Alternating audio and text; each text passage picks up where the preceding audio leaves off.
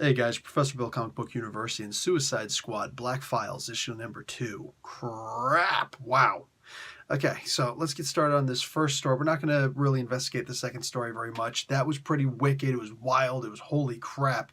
They take a breath for a second, then right away jump right back into it, and then they all get blowed up. Wow. Anyway, let's just go with the first story, all right? And that's Katana and the Revenge of Cobra. Mike W. Barr is the writer, also along with Jim Aparo. He is the creator of both Katana and Halo. Felipe Briones is the artist. Unfortunately, Jim Aparo isn't with us anymore. God rest his soul. Gabe El Taub, I think is his name, is the colorist. The letterer is Pat Brousseau, and the cover artist, Chris Richards. So Lady Eve, the paramour of Cobra, has switched bodies. Well, kind of switched souls. Her soul came out of the Soul Taker and went into Katana's body. Wasn't being used because Katana's body or soul went into the Soul World, the Fukumara, I think it's called. I can't remember. I'm not actually that familiar with the Fukumara. So, anyway, yeah, man. She comes out and she goes on this little attack mission. She knows that you can't just knock on Cobra's door, and she goes up with Mr. Naja himself. It's like, hey, it's me. Look at my eyes, baby. Like, ooh, how you doing? So they have sex. Oh my God, that is so creepy. Like my skin was crawling. I'm like, please don't let them be doing that. Oh God, they did it. They did it. They actually did it. And ew, could you imagine? Could you imagine if your body was taken and forced to do things, and then you got back in your body at some point and you're like, ew. Oh, that would be like the worst freaking story ever. It's all of a sudden, oh yeah, Katana's now pregnant with the leader of Cobra's freaking baby. Oh God. Not cool, man. Terrifying. Anyway, so yeah, that right there was like traumatic, dude. Absolutely traumatic.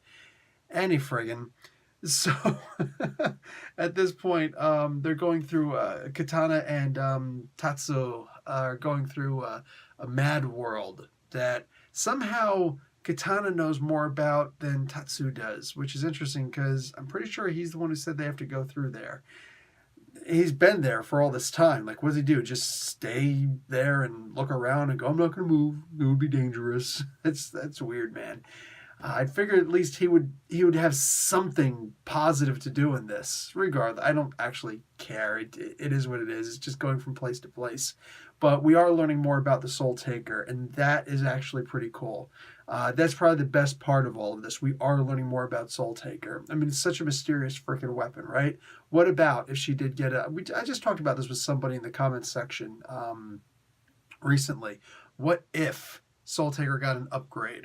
You know what I'm saying? What if just alone it could actually communicate with the other swords out there that Matsuo had actually created? You know, that would be pretty interesting. Now all of a sudden we've got almost like an Infinity Gauntlet kind of situation going.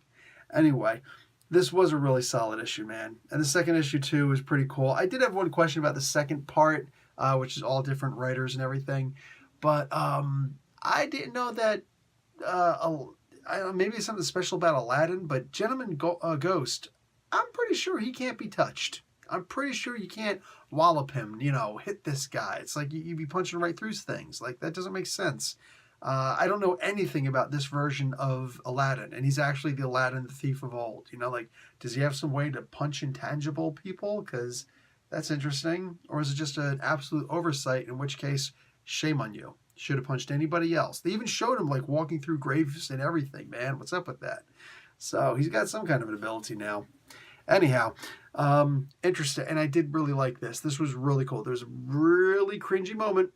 Ew, gonna have to go take a shower and bleach my eyes. But all in all, a really good comic book. This was a really enjoyable book. All right, guys. Professor Bill, Comic Book University. Class dismissed.